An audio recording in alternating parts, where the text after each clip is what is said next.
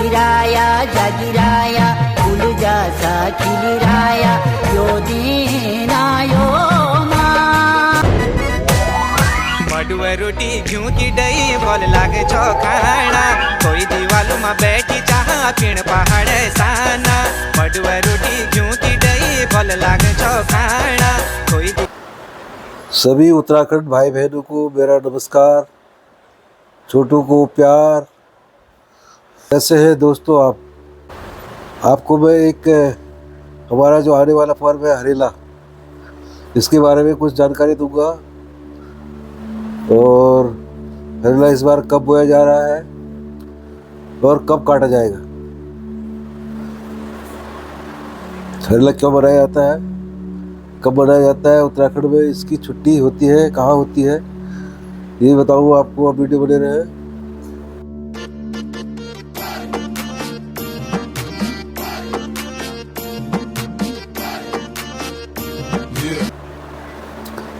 हरेला पर्व उत्तराखंड का एक प्रमुख लोक पर्व है। यह मुख्य रूप से श्रावण संक्रांति के दिन मनाया जाता है, जो हर वर्ष लगभग 16 जुलाई को आता है। कभी 17 को भी हो सकता है, लेकिन इस बार 16 को है। हिंदू पंचांग के अनुसार श्रावण महीने में मनाया जाने वाला श्रावण हरेला, श्रावण के महीने में जो हरेला होता है, मानसून के आगमन का प्रतीक है। हरेला का अर्थ है हरियाली का दिन। यह किसानों के लिए शुभ दिन माना जाता है, क्योंकि उसी दिन वे अपने खेतों में बुआई का चक्र शुरू करते हैं या बाद में भी कर सकते हैं। प्रचलित मान्यता के अनुसार यह दिन भगवान शिव और पार्वती के विवाह के धार्मिक उत्सव है। शिव और पार्वती का विवाह का उसका धार्मिक उत्सव है। ग्रामीण समुदाय भगवान शिव और देवी पार्वती की मिट्टी की मूर्तियां भी बनाते हैं। हर जगह नहीं बनाते, कहीं कहीं बनाते हैं, तो जिन्हें दिकारे या दिकार कहा जाता है। मूर्तियों को दिकारे और दिकार कहा जाता है। यह त्यौहार अच्छी फसल और समृद्धि के लिए प्रार्थनाओं के साथ मनाया जाता है। 2020 में उत्तराखंड के मुख्यमंत्री त्रिवेंद्र सिंह रावत ने 16 जुलाई को सार्वजनिक अवकाश घोषित करने के प्रस्ताव को मंजूरी दी थी। इस दिन उस राज्य में छुट्टी रहती है। राज्य के में एक ही दिन व्यापक वृक्षारोपण करने का निर्देश भी दिया है। इसके लिए हरेला उत्सव पर मिलने वाली सीमित छुट्टी, मतलब पूरे दिन की जो छुट्टी होती है, उसको सार्वजनिक अवकाश में बदलने का प्रस्ताव रखा गया था। फिर ये सार्वजनिक अवकाश माना गया। अब हरेला उत्सव पर हर साल सार्वजनिक अवकाश होता है। मुख्यमंत्री ने कहा, हरेला उत्सव लोगों को प्रकृति और पर्यावरण से जोड़ता है। पर्यावरण संरक्षण उत्तराखंड की संस्कृति का अभिन्न अंग रहा है। हरेला उत्सव पर सार्वजनिक अवकाश घोषित करने से राज्य के सभी लोग वृक्षारोपण में भाग ले सकेंगे। ये मुख्यमंत्री ने उस समय कहा था। उन्होंने ये भी कहा था कि हरेला पर्व पर लगाए जाने वाले पौधों की देखभाल भी की जाएगी। हर साल अगर इतने बड़े पैमाने पर वृक्षारोपण करवाया जाएगा तो पर्यावरण को संरक्षण उससे मिलेगा और उसके लिए बहुत बड़ा कदम रहेगा। हरेला भी पर्व भी मनाया जाएगा और जो है पर्यावरण को संरक्षण भी दिया जाएगा पेड़ लगा के। इस वर्ष जो है हरेला जो बुआई हो रही है 6 तारीख को और 7 तारीख को हो रही है। कोई 8 तारीख को हो रही है, किसी की 8 तारीख को हो सकती है। मतलब जो 11 दिन का हरेला बनाएंगे, 11 दिन का कई लोग हरेला बनाते हैं, वो जो है 6 तारीख को हरेला बोएंगे और जो 10 दिन का हरेला बनाएंगे वो 7 तारीख को हरेला बोएंगे और जो 9 दिन का हरेला बनाएंगे वो 8 तारीख को हरेला को बोएंगे। मतलब काटा 16 तारीख को ही जाएगा, उसी दिन ये पर्व मनाया जाएगा। हरेला प्रकृति, हरियाली, खेती और पर्यावरण का पर्व है। इससे भगवान शिव और माता पार्वती के विवाह तथा अच्छी फसल के लिए मनाया जाता है तथा शुभ समृद्धि और खुशहाली के प्रतीक के रूप में मनाया जाता है। इस वर्ष अच्छी फसल और कृषि की समृद्धि की कामना के लिए भी मनाया जा रहा है पर्व।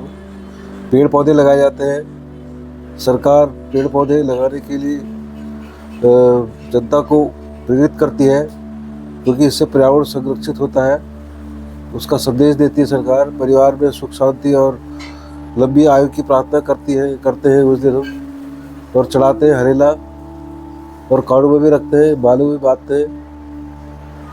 सम्मान और आभार व्यक्त करता है इसका। गांव में रहते थे, हम क्या करते थे, बांस की जो टोकरियाँ होती थी, वो जो टोकरियाँ बुनते थे जो भी लोग, उनसे हम टोकरियाँ लाते थे, छोटी छोटी टोकरियाँ, बांस की बुनी हुई टोकरियाँ होती थी। और टोकरियाँ लाने के बाद फिर घर में ले आए, और हरेले से एक हफ्ते पहले, मतलब हरेले बोने से हफ्ते पहले मिट्टी लाते थे खेतों में से खोद के, फिर मिट्टी को सुखाते थे। सुखाने के बाद जिस दिन हरेला बोने वाला दिन होता था, तो उस बांस को टोकरियों में हम मिट्टी के लेयर बनाते थे। एक लेयर डाला, फिर उसमें वो जो 5-7 अनाज हमने जो रखे हैं, उसमें गेहूँ, जौ, मक्का, धान, उड़द, तिल, सरसों आदि बीज बोए जाते थे। ये 5-7 चीज़ें हम जो है उसमें बोते थे। बोने के बाद फिर वो जो हमारा तो 10 दिन का होता था, तो 10 दिन में काटते थे। बहुत ही बड़ा हो जाता था पेड़, काफ़ी बड़ा, एकदम पीला, क्योंकि उसको अंधेरे में रखते थे। तो ये ऐसा होता था, अभी भी ऐसा होता है। अभी भी जब हरेले को बोओगे, यहाँ पर तो शहरों में तो मिलेगा नहीं आपको बांस का बनी हुई टोकरी, वो अब तो गाँव में भी नहीं मिलती है जी। और बांस की बनी हुई टोकरी गाँव में भी नहीं मिलती है। अब यहाँ भी मिट्टी के लाते हैं कुम्हार से, या कोई बाजार से बास्केट ले आया प्लास्टिक की, उसमें मिट्टी लाए, बाहर से मिट्टी उसमें डाली, जो भी है 5-7 आइटम उनमें डाल करके, फिर उसको 1 बार, 2 बार, 3 बार, 4 बार ऐसे करके उसमें बो दिया। फिर पानी का छिड़काव कर दिया। मिट्टी जब लाते हैं, मिट्टी लाने के बाद जब उसमें हरेला में बोने के लिए डालते हैं, तो उसको पहले हम सुखा लेते हैं मिट्टी को, और फिर उसको बाद छान देते हैं मिट्टी को। छानने के बाद तब जाके उसमें हम टोकरी में डालते हैं, फिर उसमें बीज बोते हैं। फिर 10 दिन के बाद कहीं भी बढ़िया हो जाता है, किसी साल बढ़िया नहीं हो पाता है, क्योंकि यहाँ का क्लाइमेट है और पानी है, सारी चीज़ें मायने रखती है। ये सब कुछ था दोस्तों। अब तो पहाड़ों में पलायन हो चुका है, तो लोग जो भी अपने शहरों में गए हुए हैं, जहाँ भी गए हैं, वहाँ पे हरेला पर्व मनाते हैं। और इस अवसर पर कई स्थानों पर वृक्षारोपण अभियान भी चलाए जाते हैं। पेड़ लगा के हमारे पर्यावरण को अच्छा शुद्ध बनाया जाता है। ज़्यादा पेड़ लगाओ, और लगाना भी चाहिए। अब सवाल उठता है, हम बाज़ार से टोकरी भी ले आए, और हमने उसमें बीज बो दिए, 5 प्रकार के, 7 प्रकार के जितने भी थे। और उसके बाद बात आई है कि इसको अब हमने बो दिया, बोने के बाद हम इसको रखना कहाँ है। वो जो मैंने बताया आपको, कई साफ़ सुथरी जगहों पर रखें इसको, और जब मंदिर के पास रखें। ज़्यादातर लोग इसको मंदिर में या मंदिर के पास रखते हैं, और वहाँ पर डेली थोड़ा थोड़ा इसको पानी भी दिया जाता है, और ऐसे ही अंकुरित होते रहे ये। मतलब अगर मक्का और जौ की मात्रा अगर आप ज़्यादा डालेंगे इसमें, तो आपका हरेला अच्छा होगा। ये हमारा तजुर्बा है, हमने ऐसा करा है। पहले भी हम घर में जब होते थे, तो उसमें जब हमने और अनाज ज़्यादा डाल दिए, गेहूँ और धान और मक्का अगर ये कम डाले हैं, जौ मतलब जौ धान जो भी है कम डालें, तो हरेला जमेगा नहीं ढंग से। और शुद्ध स्थान पर रखें। अंधेरा पीला, इसका जो पीला होने की मेन वजह है, ज़्यादातर अंधेरे में रखा जाता है हरेले को, ये मान्यता है। इसलिए ये पीले होते हैं, क्योंकि इनको बाहर की रोशनी नहीं मिल पाती है, सूरज की रोशनी नहीं मिल पाती है, इसलिए ये पीले ही रहते हैं।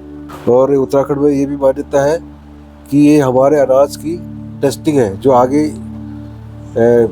इसके बाद जो फसल हमारी आती है, उसमें जो अनाज हम बोते हैं, उसका एक प्रकार की टेस्टिंग है। जो भी हमने अपने घर में किसी बर्तनों में बीज रखे हैं, उसमें थोड़े थोड़े से बीज निकाल करके हम उसको हरेले के रूप में बोते थे। तो 8, 9, 10, 11, 12 दिन में इसको हम देखते थे टेस्ट करके कि ये जमा है, ये बीज हमारा कैसा जमा है। अगर हमें लगता था कि बीज हमारा अच्छा जम रहा है, तो हम उसको यूज़ करते थे, उसको बोते थे अपने खेतों में। अगर वो सही नहीं जम रहा है, तो उसको हम नहीं हो पाते थे। एक प्रकार की टेस्टिंग होती थी पहले। ये शायद कम लोगों को पता है कि मेन उद्देश्य यही था रेलवे का, बीजों की टेस्टिंग का। ये मैंने आपको जानकारी दी।